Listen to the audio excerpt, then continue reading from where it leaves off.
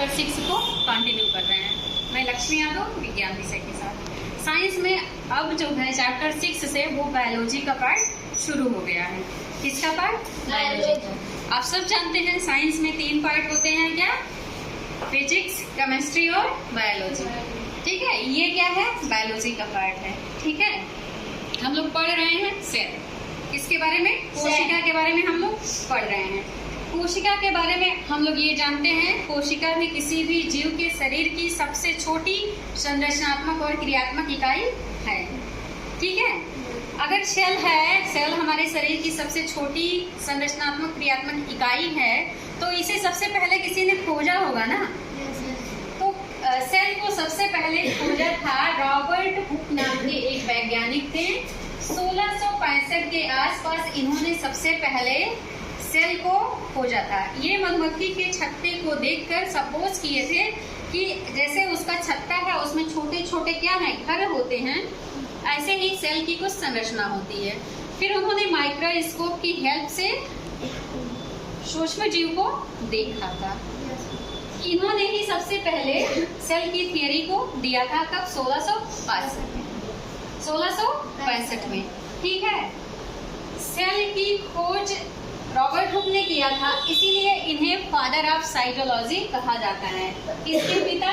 Cytology के पिता, कोशिका विज्ञान के जनक। किसे कहा जाता है? रॉबर्ट हुक को। हम थोड़ा सा जान लेते हैं बेसिक, बायोलॉजी के फादर कौन है। बायोलॉजी में आपके जूलॉजी और बॉटनी दोनों आता है। जूलॉजी मीन्स जीव विज्ञान, ठीक है, सॉरी जंतु विज्ञान, और बॉटनी मतलब पादप विज्ञान। ठीक है, और बायोलॉजी मतलब जीव विज्ञान। जीव विज्ञान में जंतु विज्ञान, ठीक है, और पादप विज्ञान दोनों होते हैं। तो बायोलॉजी के फादर जो हैं वो कौन है? एरिस्टोटल, हिंदी में बोलते हैं अरस्तु। जो बायोलॉजी के फादर हैं वही जूलॉजी के भी फादर हैं। कौन? अरस्तु।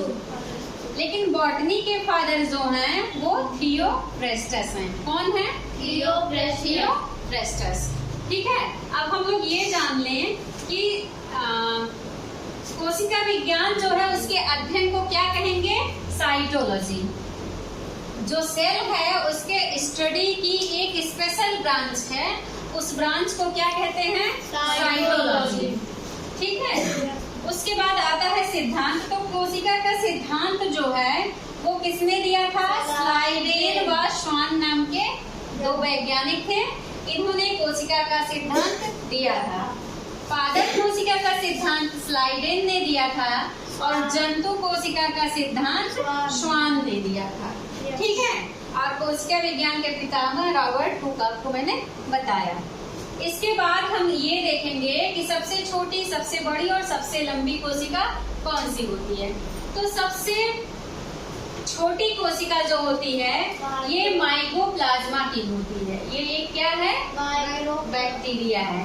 PPLO इसी को बोलते हैं, प्लूरोन्यूमोनिया लाइक ऑर्गेनिज्म या माइकोप्लाज्मा। इसकी कोशिका सबसे छोटी कोशिका है, सबसे सूक्ष्म कोशिका है।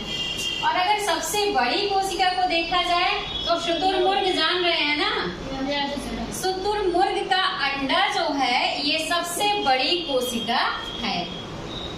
ठीक, सबसे लंबी कोशिका की अगर हम बात करें तो तंत्रिका कोशिका, जो नर्वस सिस्टम है उसमें पाए जाते हैं नर्व सेल या न्यूरॉन। ये सबसे लंबी कोशिका है और इसकी लंबाई 1 मीटर के बराबर होती है। कितनी होती है? 1 मीटर लगभग होती है इसकी लंबाई। ठीक है, ये था थोड़ा सा हिस्ट्री किसका? साइटोलॉजी का। अभी हम लोग आगे स्टॉप कर दीजिए। अब हम लोग क्या करेंगे?